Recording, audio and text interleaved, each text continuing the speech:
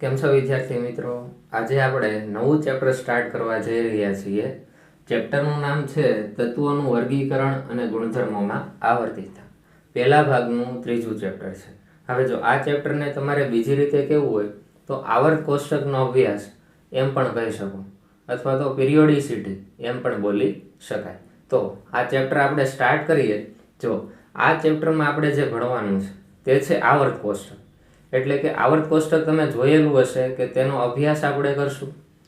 તેમાં તત્વોની ગોઠવણી કઈ રીતે થાય છે, કઈ રીતે એના વિભાગ પડે છે, કયા કયા વિભાગ હશે, પ્રત્યેક વિભાગનો આપણે અભ્યાસ કરવાનો છે.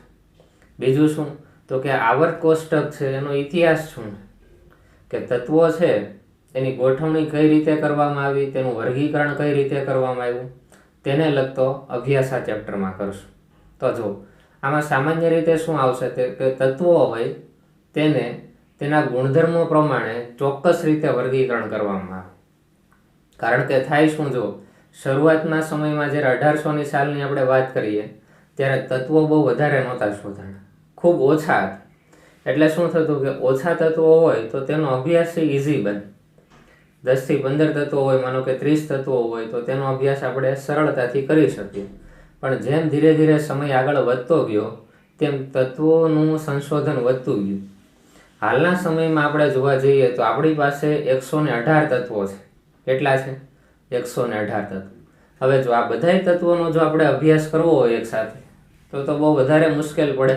કારણ કે બધાય તત્વોના ગુણધર્મો અલગ હોય, તેની ઇલેક્ટ્રોન રચના અલગ હોય, તેના રાસાયણિક ગુણધર્મો અલગ હોય. તો આટલા બધા તત્વોનો અભ્યાસ આપણે એકસાથે કરી શકતા નથી.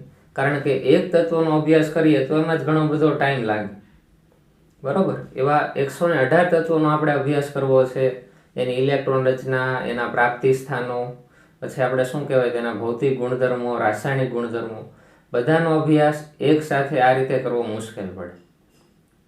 તો વૈજ્ઞાનિકોએ શું શરૂ કર્યું તો કે આ તત્વોની જો આપણે કંઈક ચોક્કસ પ્રકારે ગોઠવણી કરી નાખીએ તો તેના ગુણધર્મોના આધારે જો આપણે ગોઠવણી કરીએ તો અભ્યાસ સરળ બને.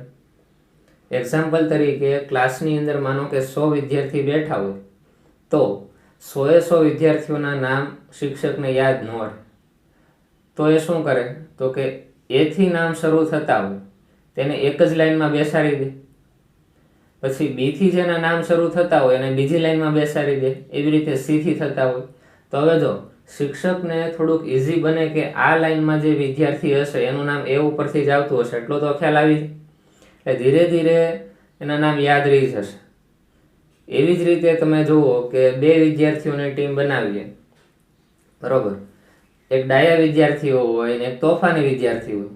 તો તમને એક વિદ્યાર્થીની ખબર પડી જાય કે આ કઈ ટીમમાં છે તો બીજા બધા વિદ્યાર્થીઓ વિશેની તમને માહિતી મળી જાય કે આ બધા આવા વિદ્યાર્થીઓ હશે. કહી શકાય. અમુક વિદ્યાર્થી એવા હોય કે જેને સ્પોર્ટમાં બહુ રસ હોય તો એનું એક આખું ગ્રુપ હોય. તો એ ગ્રુપમાંથી તમને જો એક સ્ટુડન્ટની ખબર હોય કે આને સ્પોર્ટમાં રસ છે, બરોબર, તો એનું આખું ગ્રુપ હશે એમાં બીજા વિદ્યાર્થી માટે આપણે કહી શકાય ને કે આ બધા વિદ્યાર્થીઓ છે એને રમતગમતમાં વધારે ઈચ્છા હોય, વધારે રસ હોય.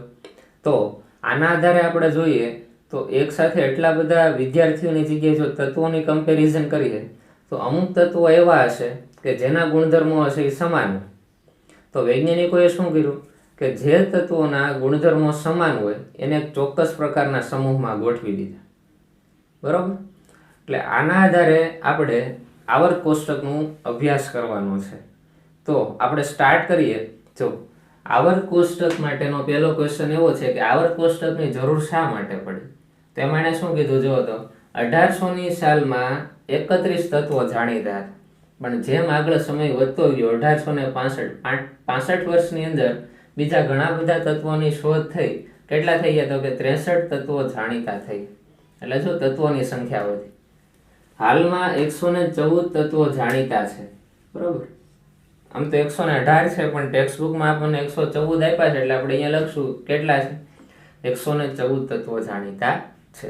તો જો આ બધા તત્વોનો આપણે અભ્યાસ કરવો હોય તો એક સાથે ન કરી શકાય. એટલે આને સરળ બનાવવા માટે આપણે આવર્ત કોષ્ટકનો ઉપયોગ કરીએ છીએ. તો જો જેમાંથી 92 તત્વો કુદરતમાંથી મળી આવ્યા છે, બાકીના લેબમાં બનાવેલા છે. આ એમસીક્યુમાં પૂછાય કે કુદરતમાંથી મળતા તત્વો કયા કે, તો કે 92 તત્વો છે એ કુદરતમાંથી મળી આવે છે. એક સાથે આટલા બધા તત્વોનો અભ્યાસ કેવો છે, મુશ્કેલ પડવા લાગે. ધીરે ધીરે જેમ સમય આગળ વધ્યો તેમ તત્વોની શોધ થતી ગઈ, એટલે તત્વોની સંખ્યા એટલી બધી વધી ગઈ કે તેનો પર્ટિક્યુલર એક એકનો આપણે જો અભ્યાસ કરવા જઈએ તો કેવો છે, ખૂબ મુશ્કેલ છે. આથી તત્વોને તેના ગુણધર્મોના આધારે ગ્રુપ બનાવવામાં આવ્યા. જેવી રીતે વિદ્યાર્થીઓના તેના સ્વભાવના આધારે આપણે ગ્રુપ બનાવી દઈએ કે આ ડાયા વિદ્યાર્થીઓ છે, આ ગાંડા વિદ્યાર્થીઓ, ગાંડા તો ન કહેવાય, તોફાની વિદ્યાર્થીઓ. એવી જ રીતે અહીંયા શું બનાવી દીધા, ગ્રુપ બનાવી દીધા, જેથી અભ્યાસ કેવો બને, સરળ બને છે. તો આ વાત થઈ કે આવર્ત કોષ્ટકની જરૂર શા માટે પડી, તો આપણે શું કહેવાય, તો કે તત્વોની સંખ્યા છે એટલી બધી વધી ગઈ ધીરે ધીરે, તો પ્રત્યેક તત્વનો અભ્યાસ કરવો મુશ્કેલ બને. તો જે સમાન ગુણધર્મો ધરાવતા તત્વો હતા તેને એક જ ગ્રુપમાં મૂકી દઈએ તો એક તત્વ વિશે જો આપણને ખ્યાલ હોય તો એક ગ્રુપની અંદર રહેલા બીજા બધા જ તત્વો એ એક તત્વ જેવા ગુણધર્મો ધરાવતા હોય. બરાબર. એટલે એણે શું કર્યું, તો કે આવર્ત કોષ્ટકનો અભ્યાસ અથવા તો એની જરૂરિયાત ઊભી થઈ.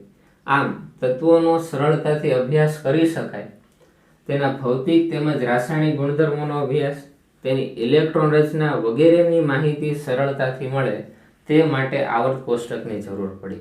તો આવર્ત કોષ્ટકની જરૂર શા માટે છે, તો કે એક સાથે 114 તત્વો છે એનો અભ્યાસ સરળ નથી. તો એ તત્વોને કંઈક ચોક્કસ પ્રમાણે એવા ગ્રુપમાં ગોઠવી દઈએ કે એ ગ્રુપમાં રહેલા પ્રત્યેક તત્વોના ગુણધર્મો કેવા હોય, સમાન હોય, તો તેનો અભ્યાસ સરળ બને. એટલે કે તેના ભૌતિક ગુણધર્મો અને રાસાયણિક ગુણધર્મો તેનો અભ્યાસ કરી શકાય અને તેની ઇલેક્ટ્રોન રચના વિશેનો પણ અભ્યાસ કરી શકાય. કારણ કે કોઈ એક ગ્રુપમાં માનો કે તત્વોની ગોઠવણી કરી તો એમાં એક તત્વ અથવા તો કોઈ પણ એક ઘટકનો તમને ઇલેક્ટ્રોન રચના ખબર હોય તો બીજાની તમે ઇઝીલી મેળવી શકો. આમ આ રીતે તત્વોનો અભ્યાસ સરળ બનાવવા માટે આવર્ત કોષ્ટકની જરૂર પડી. તો જો આવર્ત કોષ્ટક જ્યારે વિકસાવવામાં આવ્યું એની આગળ ઘણા બધા વૈજ્ઞાનિકોએ અલગ અલગ રીતે પોતાની મેથડ પ્રમાણે તત્વોનું વર્ગીકરણ કર્યું. કોઈક વૈજ્ઞાનિક આવીને એમ કે તત્વોની આ રીતે ગોઠવણી કરો, કોઈક વૈજ્ઞાનિક આવીને એમ કે તત્વોની આ રીતે ગોઠવણી કરો. જેવી રીતે આપણે બીજા ચેપ્ટરમાં જોતા હતા કે એક પછી એક વૈજ્ઞાનિક આવે છે અને આગળના વૈજ્ઞાનિકના જે પરમાણુના નમૂના હતા એમાં ખામીઓ ગોતી અને પોતાનો પરમાણુ નમૂનો આપે છે. સેમ અહીંયા શું થશે કે આવર્ત કોષ્ટકનો જ્યારે અભ્યાસ કરશું ત્યારે 1800ની સાલથી સ્ટાર્ટ થાય છે, કેમ કે જો તત્વો 1800ની સાલમાં 31 હતા, તો તે સમયમાં વૈજ્ઞાનિકોએ આને ગોઠવણી કરવા માટે પોતાના અનુભવ અને સિદ્ધાંત અનુસાર એવા અમુક નિયમો આપ્યા કે તત્વોને આ રીતે ગોઠવો, તત્વોને આ રીતે ગોઠવો. બરોબર. તો ધીરે ધીરે આવર્ત કોષ્ટકનો વિકાસ શરૂ થયો. તો આપણે આવર્ત કોષ્ટકનો જે ઇતિહાસ છે કે કયા વૈજ્ઞાનિકે તત્વોની ગોઠવણી સ્ટાર્ટ કરી ત્યારથી આપણે સ્ટાર્ટ કરશું અને આધુનિક સમયમાં જે આવર્ત કોષ્ટકનો જે ઉપયોગ થાય છે ત્યાં સુધીનો આપણે અભ્યાસ કરવાનો છે. અહીંયા થોડીક એવી માહિતી આવશે આ ચેપ્ટરમાં કે જે બધી યાદ રાખવી પડશે. અને ઇનઓર્ગેનિક કેમેસ્ટ્રીનું આ જે ચેપ્ટર છે તો ખાસ ધ્યાન રાખજો, આવર્ત કોષ્ટક વાળું જે ચેપ્ટર છે ઇનઓર્ગેનિકમાં આવે.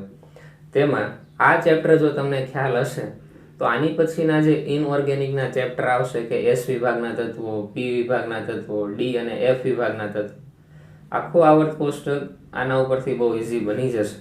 એટલે આ પહેલું ચેપ્ટર જે છે આવર્ત કોષ્ટકનું એ ધ્યાનથી તમે સમજો, શું શું માહિતી આપી છે યાદ રાખવાનો પ્રયત્ન કરો, તો આગળના જે ચેપ્ટર છે એ તમારા માટે વધારે ઇઝીલી બની જશે. તો આપણે આવર્ત કોષ્ટકનો ઇતિહાસ સ્ટાર્ટ કરશું. તેમાં કયા કયા વૈજ્ઞાનિકો આવ્યા, તેના શું સિદ્ધાંત પ્રમાણે ઇલેક્ટ્રોન અથવા તો તત્વોની ગોઠવણી કઈ રીતે થાય તેના વિશેની માહિતી આપી, તે બધાનો અભ્યાસ આપણે કરશું. હવે આપણે આવર્ત કોષ્ટકનો ઇતિહાસ જોશું કે આવર્ત કોષ્ટકનું નિર્માણ કઈ રીતે થયું, કે અલગ અલગ વૈજ્ઞાનિકોએ તત્વોની ગોઠવણી માટે શું સિદ્ધાંતો આપ્યા. તો તેમાં જોઈએ પહેલા જો આવર્ત કોષ્ટકનું નિર્માણ અથવા તો ઇતિહાસ, કે જ્યારે શરૂઆતની વાત હતી ત્યારે સૌપ્રથમ જો વૈજ્ઞાનિક હોય કે તેણે તત્વોને તેના ગુણધર્મો પ્રમાણે અલગ પાડ્યા હોય તો તે છે લેવોઇઝર. લેવોઇઝરે તત્વોને બે પ્રકારે અલગ પાડ્યા, એક ધાતુ તત્વો અને બીજા કેવા અધાતુ તત્વો. તમને ખ્યાલ છે, જો ધાતુ તત્વો એ કેવા હોય, સખત અને મજબૂત, જ્યારે અધાતુ તત્વો કેવા છે, નરમ હોય. બીજું આપણે કહી શકાય કે ધાતુ તત્વો છે એના ગલન બિંદુ અને ઉત્કલન બિંદુ ઊંચા હોય, ઇઝીલી તે પીગળતા નથી. જ્યારે અધાતુ તત્વો એના ગલન બિંદુ અને ઉત્કલન બિંદુ કેવા હોય, નીચા હોય. ધાતુ તત્વોને તમે અથડાવો તો રણકાર ઉત્પન્ન થાય, અધાતુ તત્વોમાં એવું કઈ થતું નથી. એવી જ રીતે ધાતુ તત્વોને તમે ચાકુ વડે કઈ કાપી ન શકો, આ બધું તમે ભણી ગયા છો. જ્યારે અધાતુ તત્વો નરમ હોય એને તમે કાપી શકો. તો આ બધા જે ગુણધર્મો જોવા મળ્યા તેના આધારે લેવોઇઝરે તે સમયમાં જેટલા તત્વો મળ્યા હતા તેના આધારે તેણે એવું વર્ગીકરણ કરી નાખ્યું કે તત્વો હોય એના બે પ્રકાર હોય, કાં તો એ ધાતુ હશે કાં તો અધાતુ હોય. બીજું એને કઈ કીધું નથી. તો એને શું કીધું, જો તો તે તત્વોનું વર્ગીકરણ બે પ્રકારે કર્યું, એક તો ધાતુ તત્વો અને બીજા અધાતુ તત્વો. ધાતુ તત્વો કોને કહેવાય, કે જે તત્વો ઇલેક્ટ્રોનનું દાન કરે. અધાતુ માટે આપણે શું બોલશું, જે તત્વો ઇલેક્ટ્રોનનો સ્વીકાર કરે. તો સોડિયમ અને પોટેશિયમ છે એ જો એમાંથી Na+ આયનમાં ઇલેક્ટ્રોન દાન કરે છે, બરોબર. ઇલેક્ટ્રોન દાન કરતા હોવાથી આ બંને ધાતુ તત્વો થઈ ગયા. જ્યારે ક્લોરીન અને ફ્લોરીન છે ઇલેક્ટ્રોન સ્વીકાર કરે છે એટલે કેવા થઈ ગયા, અધાતુ તત્વ. ઇલેક્ટ્રોનનું દાન શા માટે કરે, અષ્ટકનો નિયમ વિચારો. જો સોડિયમ છે એની પાસે 11 ઇલેક્ટ્રોન હોય. કેટલા ઇલેક્ટ્રોન હોય, 11. તો અષ્ટકના નિયમ પ્રમાણે આપણે ઇલેક્ટ્રોન ગોઠવીએ તો 2, 8 અને 1 આ રીતે ગોઠવાય, થઈ ગયા ને 11. તો તેની બાહ્યતમ કક્ષામાં 1 ઇલેક્ટ્રોન છે, તો 1 ઇલેક્ટ્રોનનું એ શું કરી દે, દાન કરી દે. આપણે આગળ કીધું હતું કે જે તત્વોની બાહ્યતમ કક્ષામાં 1, 2 અથવા 3 ઇલેક્ટ્રોન હોય તે દાન કરવાની વૃત્તિ ધરાવે. પોટેશિયમની વાત કરો, જો પોટેશિયમનો પરમાણુ ક્રમાંક કેટલો, 19. અષ્ટકનો નિયમ ખબર છે ને, પહેલી કક્ષામાં 2, પછી 8, 8, 18, 18, 32 આ રીતે ઇલેક્ટ્રોન ગોઠવવાના હોય. તો જો 19 ઇલેક્ટ્રોન ગોઠવશું તો પહેલા કક્ષામાં કેટલા, 2, બીજીમાં 8, 2 ને 8 10, 19 હોય, 8 18 અને એક આવશે અહીં, થઈ ગયા 19. જો તમે પહેલીમાં 2, બીજીમાં 8, ત્રીજીમાં 8 જ ગોઠવી શકો, અહીંયા 9 નહીં મૂકવાનું. ત્રીજીમાં 18 સુધી ગોઠવી શકો, પણ આપણી પાસે વધારે ઇલેક્ટ્રોન નથી, 18 ને 19મો ઇલેક્ટ્રોન અહીંયા બહાર આવશે. તો બાહ્યતમ કક્ષામાં 1 ઇલેક્ટ્રોન દાન કરી દે. એટલે કે ઇલેક્ટ્રોન દાન કરે એટલે એની ઉપર ધન વીજભાર આવે. જો સોડિયમે 1 ઇલેક્ટ્રોનનું દાન કર્યું એટલે એની ઉપર શું આવ્યો, ધન વીજભાર આવ્યો. એવી રીતે જો ક્લોરીન છે પ્લસ ઇલેક્ટ્રોન એટલે કે સ્વીકાર, તો ક્લોરીનનો પરમાણુ ક્રમાંક કેટલો છે, 17. તો આપણે શું લખીએ, જો 2, 8, 7. આને અષ્ટક પૂરું કરવા માત્ર એક જ ઇલેક્ટ્રોનની જરૂર છે. જો આની પાસે 1 ઇલેક્ટ્રોન આવી જાય તો અહીંયા 8 થઈ જાય, બરોબર ને. જો અહીંયા 2 પછી 8 અને ત્રીજી કક્ષામાં 8 જોઈએ, કેટલા છે, 7 છે. 1 ઇલેક્ટ્રોનની જરૂર છે, વાંધો નહીં. તો એ શું કરે, 1 ઇલેક્ટ્રોન મેળવી લે એટલે શું થઈ જશે, જો તો 2, 8 અને 8. તો આ ક્લોરીન છે એ Cl- આયનમાં રૂપાંતર થાય, ફ્લોરીન એવી રીતે ફ્લોરીન- આયનમાં રૂપાંતર થાય. આ તત્વો અધાતુ તત્વો છે. પણ જો પછી ઘણા તત્વો એવા જોવા મળ્યા કે જે ધાતુ અને અધાતુ બંનેના ગુણધર્મો ધરાવતા હતા. તો લેવોઇઝર છે તેના વિશેનો કઈ માહિતી આપી ન શકે. તો આ જે સિદ્ધાંત છે એની એક મર્યાદા એ આવે કે લેવોઇઝર એ ધાતુ અને અધાતુ વિશેની તો માહિતી આપે છે, પણ ઘણા તત્વો એવા પણ હતા કે જે ધાતુ અને અધાતુ એમ બંને પ્રકારના ગુણધર્મો ધરાવે, જેને આપણે શું કહીએ છીએ, અર્ધધાતુ તરીકે ઓળખીએ છીએ. તો તેના વિશેની કઈ માહિતી લેવોઇઝર આપી શકતા નથી. પણ શું કીધું, જેમ તત્વોની સંખ્યા વધતી ગઈ તેમ આ પ્રકારના વર્ગીકરણનો અભ્યાસ કેવો થઈ ગયો, અપૂરતો થઈ ગયો. માત્ર 2 પ્રકારેથી જ વર્ગીકરણ કરીને બધા તત્વોનો અભ્યાસ કરી શકાતો નહોતો. ઘણા તત્વો ધાતુ અને અધાતુ એમ બંને પ્રકારના ગુણધર્મો ધરાવે છે, જેને આપણે શું કહીએ છીએ, અર્ધધાતુ કહીએ છીએ. આ યાદ રાખવાનું, જે તત્વો ધાતુ અને અધાતુ એમ બંનેના ગુણધર્મો ધરાવતા હોય તેને આપણે અર્ધધાતુ તરીકે ઓળખીએ છીએ. તેના વિશેનો અભ્યાસ નહોતો દર્શાવ્યો. તો આજે તત્વોના ગુણધર્મોના આધારેનું જે આ પહેલું વર્ગીકરણ હતું લેવોઇઝરનું, એને અભ્યાસ સ્ટાર્ટ તો કર્યો, પણ આ વર્ગીકરણ કેવું થયું, ખોટું સાબિત થયું. આ આધારે તત્વોનું વર્ગીકરણ કરી શકાતું નથી. તો હવે શું થાય, તો કે બીજા વૈજ્ઞાનિક આવશે કે તેણે તત્વોની ગોઠવણી માટેના કેવા સિદ્ધાંતો આપ્યા અને શું વર્ગીકરણ કર્યું તેનો અભ્યાસ આપણે કરશું. ત્યાર પછી આપણે આગળ વધીએ. હવે બીજા જે વૈજ્ઞાનિક છે ને શું સિદ્ધાંત આપ્યો જોઈએ. ડોબ્રેનરનો ટ્રાયડ નિયમ અથવા તો ત્રિપુટીનો નિયમ. હવે જો બીજા વૈજ્ઞાનિકનો સિદ્ધાંત શું છે આપણે જોવાનો પ્રયત્ન કરીએ તો એણે શું કીધું તો કે ડોબ્રેનરે તત્વોના ભૌતિક અને રાસાયણિક ગુણધર્મો પ્રમાણે ત્રિપુટીમાં ગોઠવ્યું. તત્વોને શું કર્યા તેના ભૌતિક અને રાસાયણિક ગુણધર્મો જેના સમાન હોય તેને આ રીતે A, B અને C એટલે કે ત્રિપુટીમાં ગોઠવી દીધું. પહેલું તત્વ, બીજું તત્વ અને ત્રીજું તત્વ. પણ શું આ ત્રણે ત્રણ તત્વોના ભૌતિક અને રાસાયણિક ગુણધર્મો કેવા હોવા જોઈએ? સમાન હોવા જોઈએ. તેણે શું કીધું જો તેણે દર્શાવ્યું કે સમાન ગુણધર્મો ધરાવતા તત્વોને તેમના સમૂહના પરમાણુ ભારના ચડતા ક્રમમાં ગોઠવીએ તો વચ્ચેના તત્વોનો પરમાણુ ભાર એ પહેલા અને છેલ્લા તત્વના પરમાણુ ભારના સરેરાશ જેટલો હોય. શું કીધું તો કે સમાન ગુણધર્મો ધરાવતા તત્વોને તેના પરમાણુ ભારના ચડતા ક્રમમાં જો ગોઠવવામાં આવે તો આ જે વચ્ચેનું તત્વ છે તેનો પરમાણુ ભાર એ પ્રથમ અને છેલ્લું તત્વ એના પરમાણુ ભારના સરેરાશ જેટલો એટલે કે બંનેના પરમાણુ ભાર એને ભાગ્યા 2 કરશો એટલે જે પરમાણુ ભાર આવે એ B નો પરમાણુ ભાર હોય. ખ્યાલ આવ્યો તમને? શું કીધું તો કે વચ્ચેના તત્વનો પરમાણુ ભાર એ આગળનું તત્વ અને આ છેલ્લું તત્વ આ બંનેના જે પરમાણુ ભાર હોય એનો સરવાળો કરો અને તેનો જે સરેરાશ આવે અને એ જે આન્સર આવે એ વચ્ચેના તત્વના પરમાણુ ભાર જેટલો હોય. તો આપણે જોઈએ એના એક્ઝામ્પલ. જો અહીંયા આપી દીધું લિથિયમ, સોડિયમ અને પોટેશિયમ. આ જો એક જ સમૂહના તત્વો છે. હવે તમને ખ્યાલ આવશે ને આને પર્ટિક્યુલર એક જ ગ્રુપમાં મૂકેલા હશે, એક જ સમૂહના હોય એટલે લિથિયમ, સોડિયમ અને પોટેશિયમ. લિથિયમનો પરમાણુ ભાર 7, પોટેશિયમનો 39 અને સોડિયમનો કેટલો છે 23. તો આપણે આને ચેક કરીએ કે આ ત્રિપુટીના નિયમને અનુસરે છે કે નહીં. તો આ જે વચ્ચેનો તત્વ છે એનો પરમાણુ ભાર 23 આવવો જોઈએ. તો આ બંનેનો સરેરાશ કરીએ જો 23 આન્સર આવે તો આ એક્ઝામ્પલ સાચું છે. તો જોઈએ જો 7 + 39 ભાગ્યા 2 થાય ને. 7 + 39 ભાગ્યા 2 કરીએ જો શું આવે 39 + 7 46 ભાગ્યા 2 23 આવે. તો આ નિયમ અહીંયા સાચો પડે. આગળ વધીએ, બીજો એક્ઝામ્પલ જોઈએ. મેગ્નેશિયમનો પરમાણુ ભાર કેટલો છે 24 છે.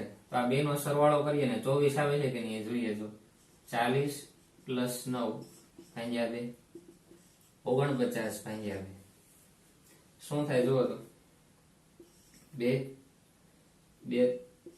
24 પોઈન્ટ સમથિંગ આવશે. 0 આવશે ને 49 ભાગ્યા 2 કરો એટલે 24 પોઈન્ટ સમથિંગ આવશે.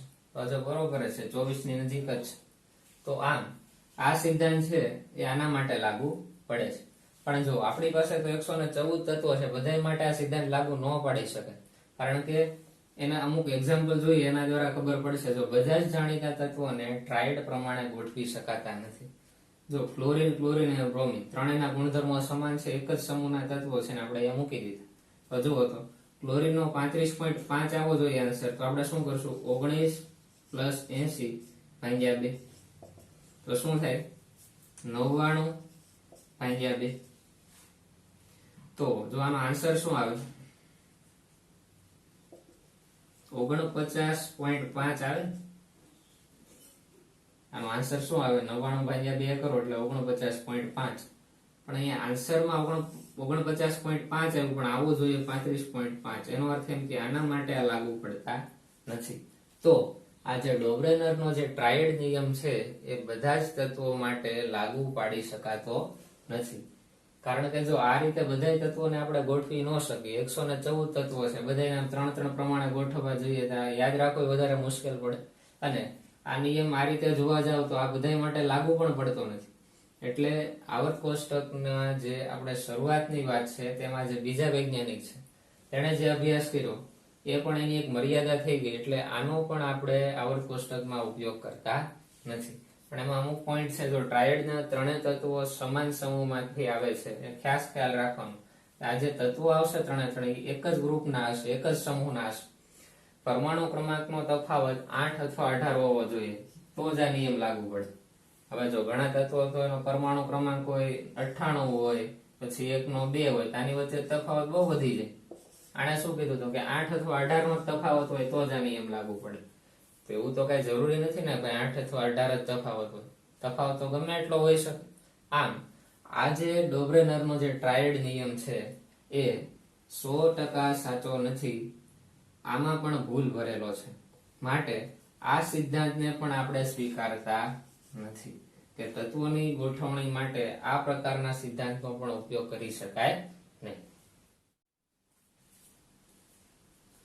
તેના પછી આપણે આગળ વધીએ. ન્યુલેન્ડનો અષ્ટકનો નિયમ. હવે જો ન્યુલેન્ડે શું અષ્ટકના નિયમમાં સૂચવ્યું તેના વિશેનો આપણે અભ્યાસ કરીએ.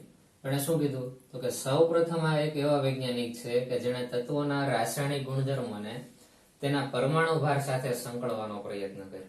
એટલે કે આ જે તત્વો હશે તેના રાસાયણિક ગુણધર્મો એ તેના પરમાણુ ભાર સાથે કંઈક સંબંધ ધરાવતા હોય.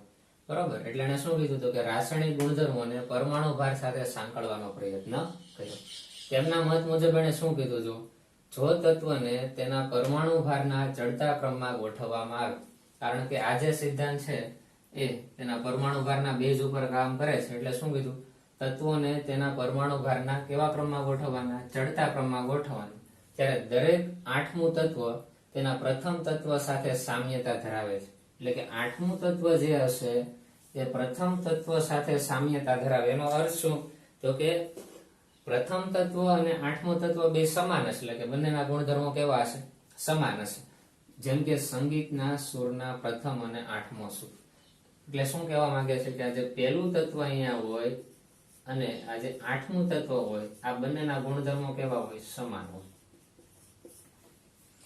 શું કીધું, તો કે ચડતા ક્રમમાં જ્યારે તત્વોને ગોઠવીએ તેના પરમાણુ ભારના, ત્યારે 8મું તત્વ એ પ્રથમ તત્વ સાથે કેવું હશે, સામ્યતા ધરાવતું હશે.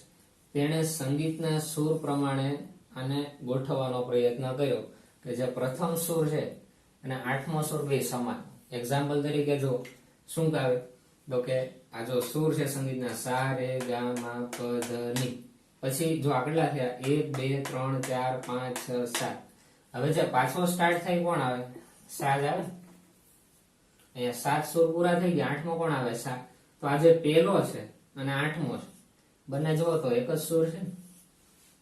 એટલે શું કીધું તો કે પહેલું તત્વ અથવા તો 8મું તત્વ એ પ્રથમ તત્વ સાથે કેવા હોય, સામ્યતા ધરાવે. એટલે 8મું તત્વ અને પહેલું તત્વ બે કેવા હોય, સમાન ગુણધર્મો ધરાવતા હશે.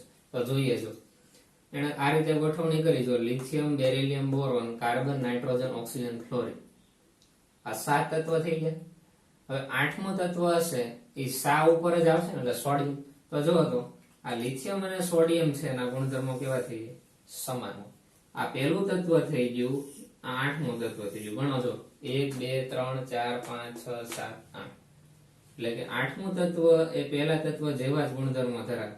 એવી જ રીતે તમે માનો કે સોડિયમ ને પહેલો ક્રમ આપો, તો 1 2 3 4 5 6 7 8. તો આ પોટેશિયમ 8મું થઈ ગયું. તો સોડિયમ અને પોટેશિયમ એ શું હોય, સમાન ગુણધર્મો ધરાવતા હોય.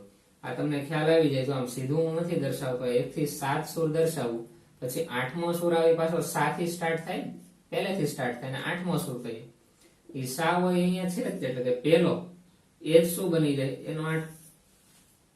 એટલે કે પહેલા તત્વના જે ગુણધર્મો હશે એ જ 8મા તત્વના હોય. કોઈ પણ તમે લઈ લો, જો આ કાર્બન છે ને પહેલો ક્રમ આપી દો, તો જો તો 1 2 3 4 5 6 7 8, 8મું આવ્યું. તો કાર્બનના જે ગુણધર્મો હશે એ જ કોના હશે, સિલિકોનના હશે. ફ્લોરિન માટે જોઈએ તો આને પહેલો ક્રમ આપી દો, 1 2 3 4 5 6 7 8. તો 8મો થઈ ગયો. તો શું કીધું, તો કે 8મા તત્વ છે એ પ્રથમ તત્વ સાથે સામ્યતા ધરાવતા, બંને કેવા છે, સામ્યતા ધરાવતા હશે. પણ જો આ માત્ર કેલ્શિયમ સુધી જ લાગુ પડે, આગળ વધતા નથી. એની મર્યાદા જોઈએ. જો નિષ્ક્રિય વાયુની શોધ તે સમયે થઈ નહોતી. તમને અહીંયા પ્રશ્ન થાય કે સર જો અહીંયા સીધો લિથિયમ કેમ લીધો, હાઇડ્રોજન, હિલિયમ શા માટે લીધો નથી, તો કે હિલિયમ છે નિષ્ક્રિય વાયુ કહેવાય. ફ્લોરિન, પછી શું આવે, સોડિયમ લીધો. અહીંયા નિયોન આવો છો ને ફ્લોરિન પછી, પણ નિયોન નો આવ્યો. શા માટે, તો કે નિયોન છે એ પણ કેવો છે, નિષ્ક્રિય તત્વ છે. એટલે એની શોધ નહોતી છે. એટલે ફ્લોરિન પછી ડાયરેક્ટ ક્યાં આવી ગયા, સોડિયમ, પછી ક્લોરિન, પછી પોટેશિયમ અને કેલ્શિયમ. બરોબર, આ રીતે આખું આ સ્ટ્રક્ચર અથવા તો તમે આ જે સિદ્ધાંત છે સમજવાનો પ્રયત્ન કરજો કે સંગીતના 7 સૂર હોય એમાં જે પહેલો સૂર છે સા અને 8મો સૂર બે સમાન જ હોય. એવી જ રીતે પહેલું તત્વ અને 8મું તત્વ, પહેલું તત્વ અને 8મું તત્વ તેના ગુણધર્મો કેવા છે? સંગીતના સૂર જેમ સમાન હોય તેવી જ રીતે પહેલા અને 8મા તત્વના ગુણધર્મો કેવા હોય? સમાન જોવા મળે છે. નિષ્ક્રિય વાયુની શોધ નથી થઈ એટલે આમાં નિષ્ક્રિય વાયુ મૂકેલા નથી. જો નિષ્ક્રિય વાયુ કયા કયા છે? Helium, neon, argon, krypton, xenon અને રેડોન. આ બધા છે 18મા સમૂહના તત્વો કહેવાય. એ તમારે જે ભણવામાં આવશે, પણ આ તમને ખ્યાલ હોવી જોઈએ કે આ બધા છે તત્વો એ નિષ્ક્રિય વાયુ કહેવાય. બીજું શું? માત્ર કેલ્શિયમ સુધીના તત્વોની જ ગોઠવણી શક્ય છે. પછી આપણે આગળ આ સિદ્ધાંતનો ઉપયોગ કરી શકતા નથી. માત્ર ઓછા પરમાણુ દળ ધરાવતા તત્વો માટે જ લાગુ પડે. તો 1 થી 20 સુધીના જે તત્વો છે એટલે કે એનો પરમાણુ ભાર કેટલો હોય? 40. તો 40 પરમાણુ ભાર સુધી આને લાગુ પાડી શકાય. પણ આપણી પાસે તેવા ઘણા બધા તત્વો છે જેના પરમાણુ ભાર 100 કરતા પણ વધારે હોય. તો એવા તત્વો માટે આ સિદ્ધાંત લાગુ પડતો નથી. તો આજે આવર્ત કોષ્ટકનો ઇતિહાસ જોઈએ છીએ. એક પછી એક વૈજ્ઞાનિક આવે છે અને પોતાના મત અનુસાર શું કરે છે? તો કે તત્વોની ગોઠવણી કરે છે. પણ આમાં અમુક ને અમુક ખામીઓ રહી જાય. તો આ જે સિદ્ધાંત છે અષ્ટકનો નિયમ, તેને પણ આપણે સ્વીકારતા નથી. આ પણ ભૂલ ભરેલો છે એટલે આને આપણે સ્વીકારતા નથી. હવે આપણે આગળ વધીએ. તેના પછીના જે વૈજ્ઞાનિક છે એને તત્વોની ગોઠવણી અને એનું વર્ગીકરણ કઈ રીતે કર્યું એ જોઈએ. જો લોથર મેયરનું વર્ગીકરણ અથવા તો તેનો વક્ર. જો આ વૈજ્ઞાનિકે શું કર્યું? તો કે પરમાણુના કદ અને તેના પરમાણુ ભાર એની વિરુદ્ધ એક ગ્રાફ બનાવી દીધો. શું કર્યું? પરમાણુય દળ વિરુદ્ધ પરમાણુ ભારનો ગ્રાફ બનાવ્યો. તો આ રીતે કઈક વક્રો અંદર જોવા મળ્યા. તો એને શું કીધું? તો કે અહીંયા જે ચોક્કસ પોઝિશન હશે, બરાબર, ત્યાં જે તત્વો હશે તેના ગુણધર્મો સમાન હશે. એક્ઝામ્પલ તરીકે જુઓ તો આ વક્રની ટોચ ઉપર અહીંયા લિથિયમ છે, અહીંયા ટોચ ઉપર સોડિયમ છે, અહીંયા ટોચ ઉપર પોટેશિયમ છે અને અહીંયા વક્રની ટોચ ઉપર કોણ છે? રૂબિડિયમ. તો આ ચારે ચાર તત્વો છે, લિથિયમ, સોડિયમ, પોટેશિયમ અને રૂબિડિયમ, તેના ગુણધર્મો સમાન હોય. એવી જ રીતે એને શું કીધું કે વક્રની નીચેનો ઢાળ હોય ત્યાં જે મળતા તત્વો એના સ્થાન હોય. જો અહીંયા બેરિલિયમ છે, અહીંયા નીચે વક્ર છે, અહીંયા ચડે છે. જો પાછો અહીંયા ઉતરે છે તો અહીં કોણ આવે છે? મેગ્નેશિયમ.